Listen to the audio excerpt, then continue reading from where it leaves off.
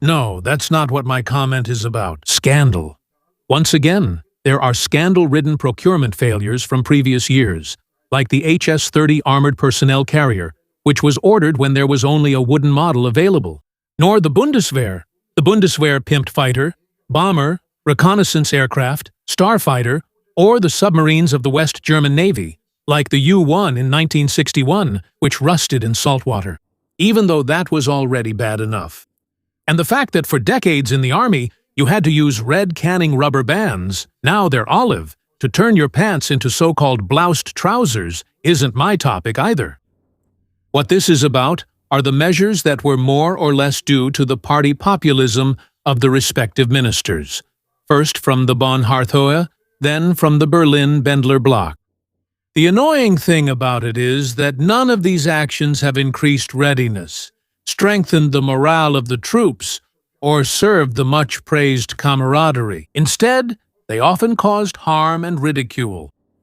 In my opinion, this also includes the fact that instead of on the 1st of April, on the 1st of October 2021, the introduction of 2 additional enlisted ranks was planned: Corporal and Staff Corporal. Before I get to that, let me review the latest major blunders that have come out of the ministry over the last 60 years.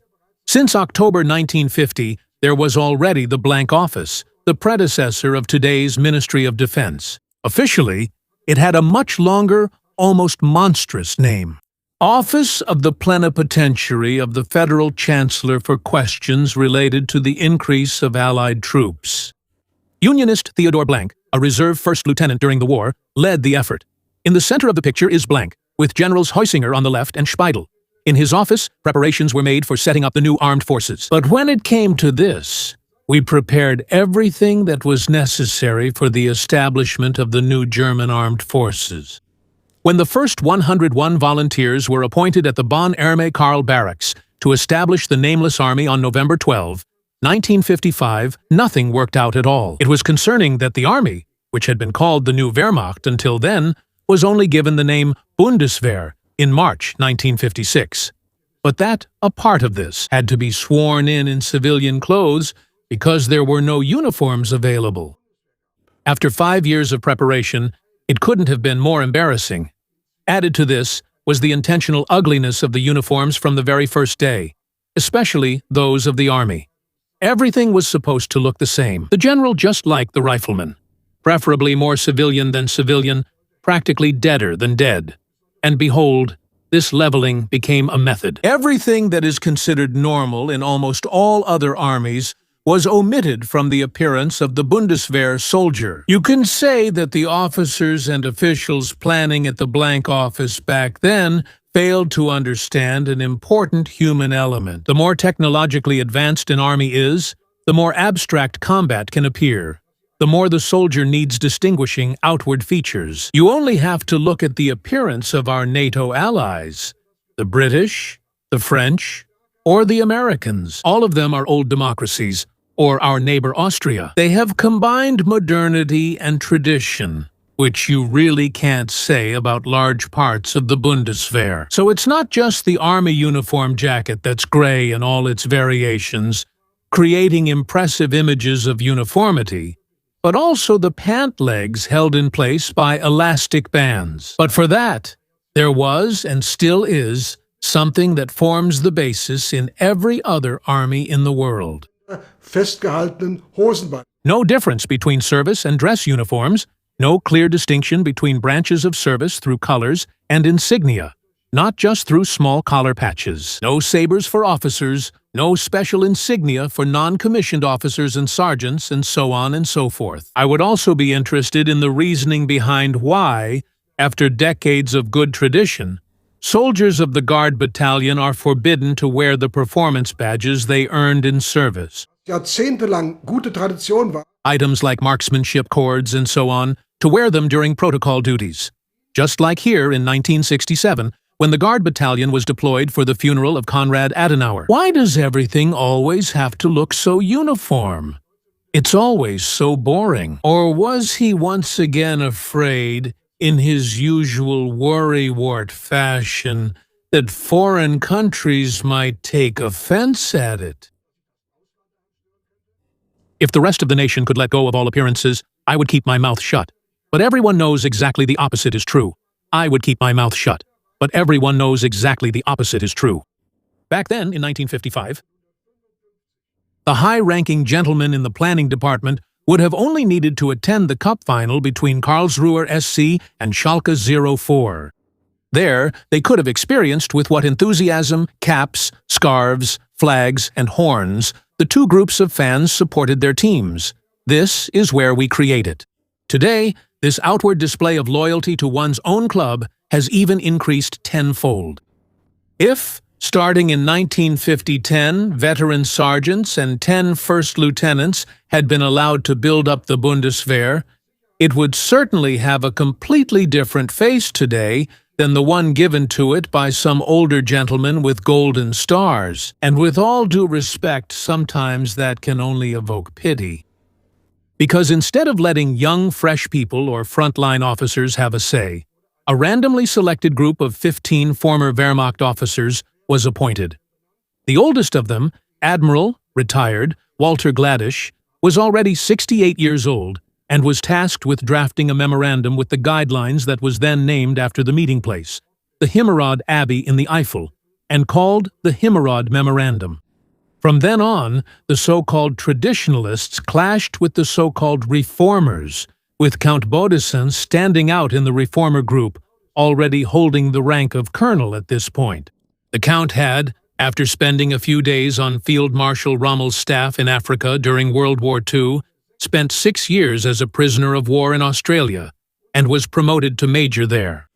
When he was later, from 1950 onwards, allowed to participate in the 15-member committee, and, as one of the planners, argued in a balanced way about possible lines of tradition to earlier German armies, he, together with then Lieutenant Colonel de Ferksers, I.G. Ulrich de Maizière, was particularly adamant in opposing any ideas that could be associated with a line of tradition to the Reichswehr or Wehrmacht. For the reformers, everything had to be newer, better, and more modern. But when the Bundeswehr, which was called the New Wehrmacht, until April 1956 was established starting in November 1955, there were shortages everywhere. Barracks, weapons and equipment, furniture, typewriters, stamps, pencils. They hadn't even managed to introduce their own identification for Bundeswehr vehicles, but instead adopted the last letter, Y, which was useless for all other purposes. But since 1959 there was the combat uniform Jagdmeliert, known to old soldiers as the Wilslaus. The Wilslaus pants rustled when you marched, and they also scratched your skin. So even in the middle of summer, to avoid chafing, you had to wear long underwear, of course olive-colored for camouflage. Fittingly, the Wilslaus was manufactured, among others, by a company with a matching name.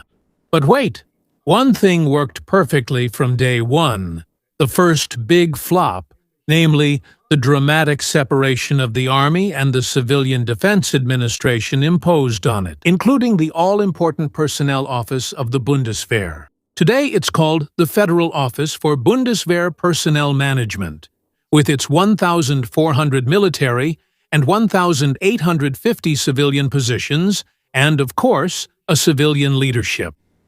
Or the Federal Office for Defense Technology and Procurement, today known as the Federal Office for Bundeswehr Equipment, Information Technology, and In-Service Support, with 6,800 positions, of which only 1,700 are military.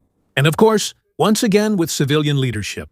This office in Koblenz was described in 2010 by former Inspector General Volker Wieker as follows: fragmented responsibilities, existing procedures and processes, external influence, and insufficient financial resources have been limiting the room for maneuver of the armed forces for quite some time. And furthermore, all major armament projects of the Bundeswehr exceed the budget, exceed the schedule, and do not even deliver the required range of capabilities. It seems that even after more than 60 years, soldiers are still not trusted to manage their necessary procurements or personnel replacements themselves without bureaucratic oversight. But one thing is certain: soldiers wouldn't do a worse job than the civilians in these offices. Furthermore, at that time, a military justice system was never even pursued, nor was there a general staff. As an excuse, people repeatedly pointed to the former victors, who were supposedly against it, even going so far as to confidently claim that the Americans would even be bothered by the use of the old German steel helmet. No example shows more clearly the eccentric views of the early decision-makers. Because the other NATO countries would have even cheered for naked German soldiers in thongs, wearing spiked helmets and clown noses with their legs in rubber boots, as long as there had been enough divisions of these thong wearers. Because by then, the fear of the Soviet Union, which had nuclear weapons since 1949, and its Warsaw Pact satellites, was greater than any concerns the potential alliance might have had Germany's allies about their uniforms, especially since by now large parts of the Potsdam Agreement, made in 1945 between the victors of World War II, had become obsolete. Quote, "The complete dismantling of the German army and the abolition of any German armaments industry, so that Germany could never again pose the threat of a military attack."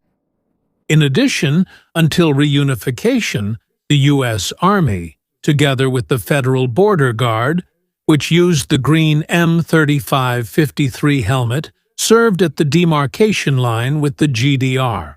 The GIs were pleased with the professional Federal Border Guard officers in their green uniforms, the traditional police rank insignia, and the classic mountain cap, not to mention the many state police units like here in Bavaria, or the hundreds of thousands of firefighters, some of whom are still equipped today with helmets of the classic German design. It is also remarkable that the openly anti-militaristic Chancellor Adenauer preferred to see the Federal Border Guard, which had been established since 1951, rather than the Guard Battalion, because to him, the green Federal Border Guard with their classic helmets appeared more militarily German than the Bundeswehr in gray jackets and American steel helmets, or in their combat uniforms with ties and gaiters. The old man, as he was also called, had even ordered that his burial be carried out mainly by the Federal Border Guard. In the effort to equate themselves with civil servants and judges, pictured here is the headquarters of the Federal Office of Administration in Cologne, which is responsible for salaries. With 6,000 employees, a separate pay regulation tailored to the special features of the soldier's profession was also rejected. Instead, career and temporary soldiers were aligned with the pay scale for federal civil servants. In practical terms, this meant for decades that a sergeant serving as a tank platoon leader in the armored troops in pay grade A7 with five Leopard 1 tanks worth several million marks and 19 soldiers were under his command, and whose weekly duty hours were often 60 hours or more, got exactly the same pay as a postal secretary who put in his 40 hours a week in a heated office, sat in front of the TV at 5:30 in the evening, and got his allotment garden either ready for spring in May or prepared it for winter in October. Of course, since January 1, 2020, there has been the Salary Structure Modernization Act.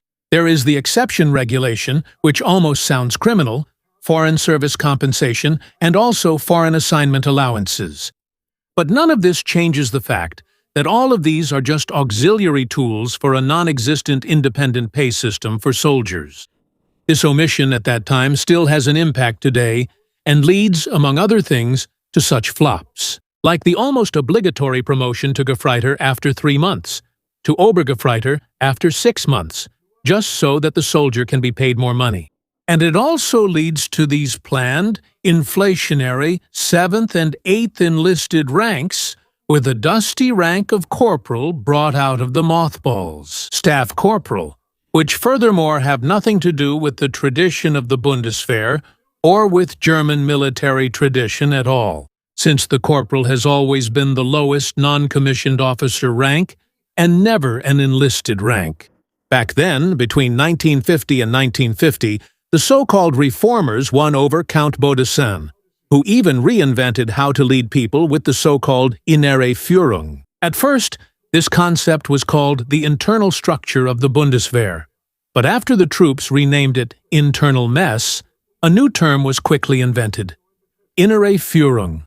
It is indisputably true that you couldn't simply continue where you left off on May 8, 1945, and that extensive reforms were necessary was also a consensus among all those involved, whether traditionalists or reformers.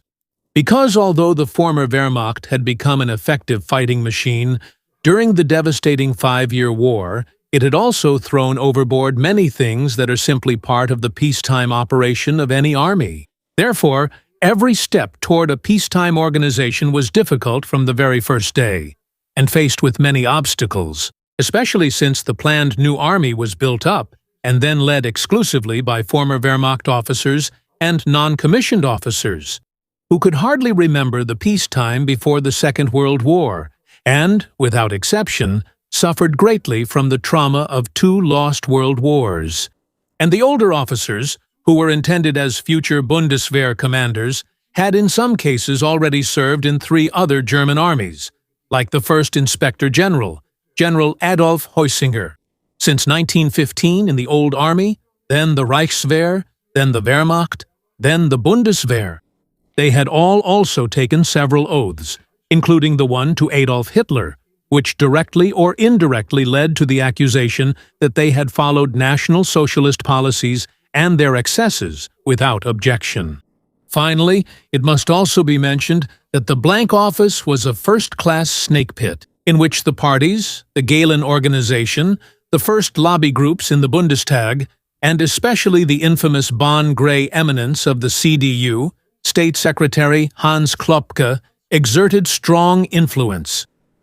Furthermore, the propaganda of the GDR did everything to prevent the formation of West German armed forces and to denigrate their proponents as the direct continuation of the Wehrmacht.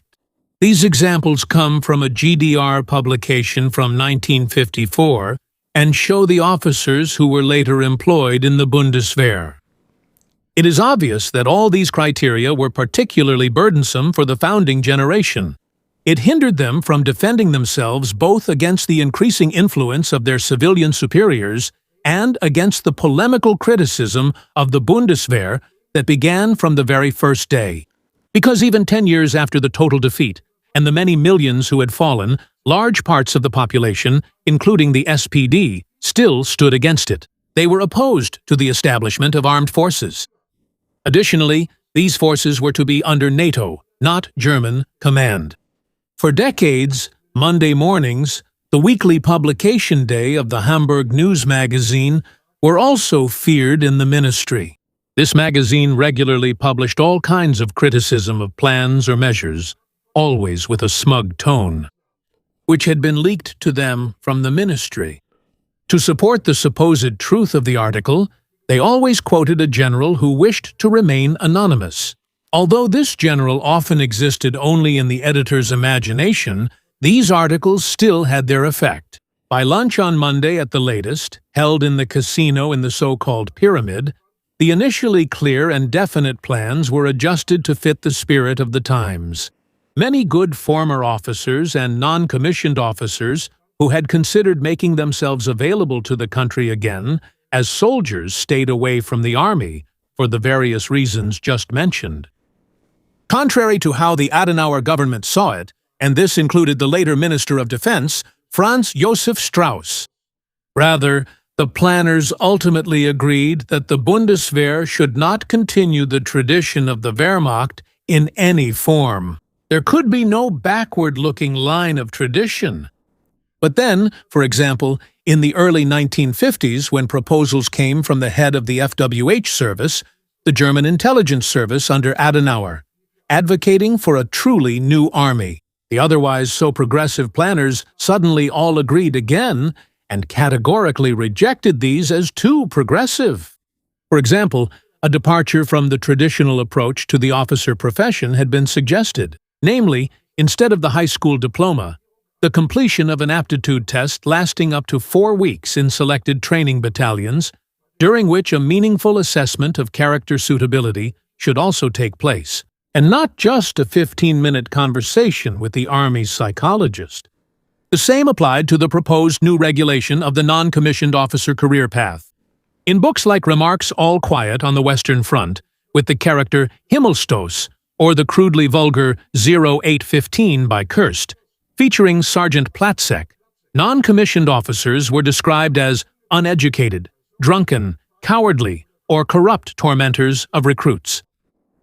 To dispel this negative image, as it was completely exaggerated and, moreover, maliciously false, it was suggested that non-commissioned officers should be given new, more contemporary ranks in the future, to recognize them as equal assistants to the officers on an equal footing, both in training and in combat. In addition, the senior non-commissioned officer training should obligatorily conclude with a civilian master craftsman title. But these proposals were also rejected for reasons of tradition. But this stubborn adherence to admission and training requirements, some of which date back to the 19th century, has never really been successful in recruiting new talent for the Bundeswehr. From the very first day, there was a shortage of thousands of troop officers and tens of thousands of non-commissioned officers. To make the non-commissioned officer career more attractive, the specialist officer was introduced in 1968, which, by allowing a transition from sergeant major to lieutenant, effectively broke off the top of the renowned German non-commissioned officer corps for a long time. Whether this specialist officer regulation was worthwhile for both the Bundeswehr and the individuals involved is something everyone must answer for themselves. In itself, this meant a devaluation of the top ranks in the unit, such as sergeant major or senior sergeant major, who were previously ranked just below the almighty, by turning highly respected senior NCOs into lieutenants who were then mocked. When the first 50-year-old new lieutenants bald, with a bit of a belly, and their wives in gray suits and fake pearl necklaces were eating their lunch soup in the officers' mess alongside the 21-year-old lieutenant. Soon, an unflattering saying started circulating. Grandpa is a lieutenant, Grandma a lady. Even when it came to protecting the honor of the soldiers, that protection was weak from the very beginning of the Bonn Republic. Unfortunately, the Ministry of Defense also repeatedly distinguished itself by its noble restraint when it came to protecting soldiers from insults. They always gave in with flimsy excuses. I quote, from a response letter by the ministry's legal department, which was led by civilians, in 1974 to the question of what they intended to do in a case described to them. Quote, if, as in similar cases, they refrain from filing criminal charges, it is less due to legal concerns and more due to the practical consideration, which has proven effective, of not giving the accused an additional opportunity to continue their polemic against the Bundeswehr during the trial as part of the defense, usually with great interest from the press and an even larger public impact. End of quote. At the end of these decades of quiet procrastination stood the decision of the highest German court that one can call Bundeswehr soldiers murderers without being punished.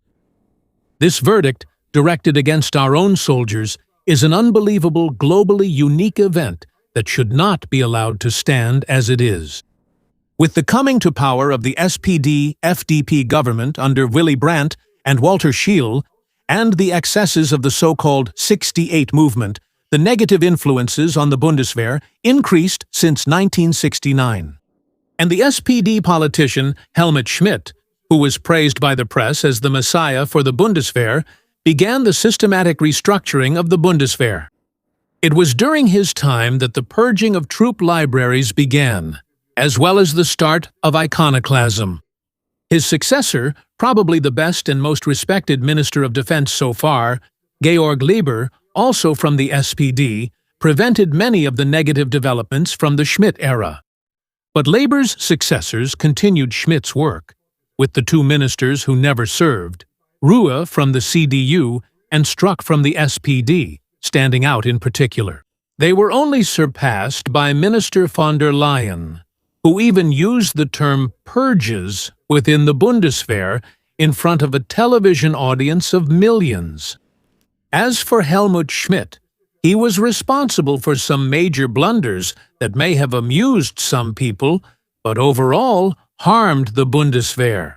There was his hair regulation, imposed for populist reasons, which made West Germany's soldiers the laughingstock of their own population and the rest of the world. There was his solitary decision to promote 5,000 captains to majors out of turn, which only led to a huge number of injustices. Over the decades, more flops followed from the ministry and the command staff. So someone, without being punished, had the Iron Cross, which had been black since 1813, changed to blue, and made it the official promotional image of the Bundeswehr, forgetting that until then the Blue Cross had only ever been known as the symbol of Alcoholics Anonymous. I'm almost afraid to show this picture, because with how quirky the Bundeswehr's advertising department is, it could very well happen that they get inspired to mess up the civilian vehicles of the Bundeswehr in a similar way in the future. Although this picture with the strange cross in the background already speaks volumes. Just imagine if a junior PR employee at Coca-Cola were to suddenly change the red that's been used since 1922 to green or blue, just because he or she felt like it. That person would be unemployed within 10 minutes.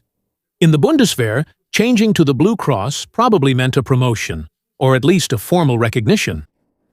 As for the Bundeswehr's advertising team, they're also known for their sometimes inappropriate slogans, like the one from the Helmut Schmidt era, quote, "We produce security," a slogan that would have fit a condom factory much better than an army.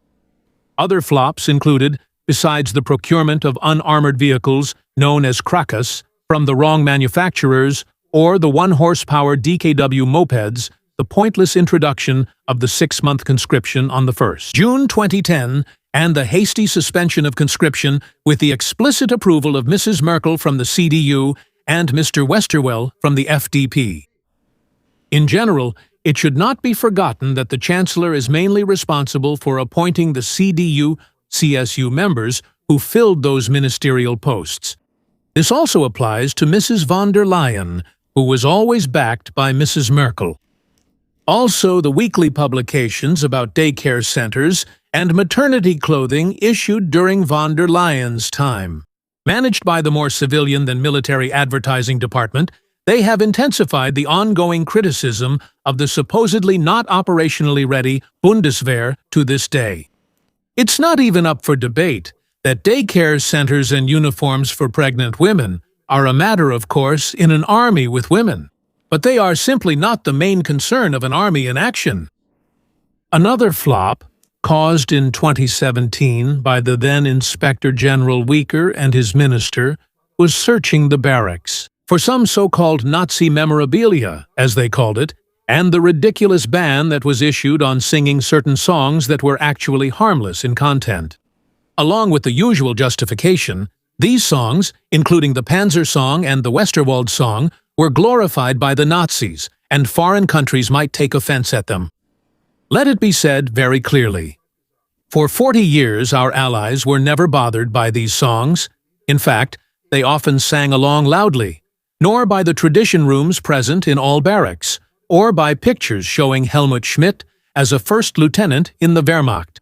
On the contrary, they were glad to have this old-style Bundeswehr as a neighbor to their left or right in war, someone they could have relied on 100%. It is to be welcomed that the current Bundeswehr leadership under Ms. Kramp-Karrenbauer and Inspector General Eberhard Zorn is trying to reverse a number of decisions made by their predecessors. After all, Ms. Kramp-Karrenbauer and General Zorn should perhaps reconsider whether it really makes sense to introduce these new enlisted ranks of corporal and staff corporal. Not everything that the personnel office decides has to be right. Why isn't there finally an attempt to find an independent, fair pay scale just for soldiers, instead of constantly having to make these embarrassingly inflationary rank adjustments? Otherwise, in a few years, we'll end up with the next creations, this time alongside the 9th and 10th that will be due by then. Enlisted rank, the Senior Staff Corporal or Chief Senior Staff Corporal, then the Senior Non-Commissioned Officer, Senior Paymaster or Chief Staff Paymaster, both with golden braid. But if it really comes to that, I would already like to suggest the appropriate introduction date, April 1st.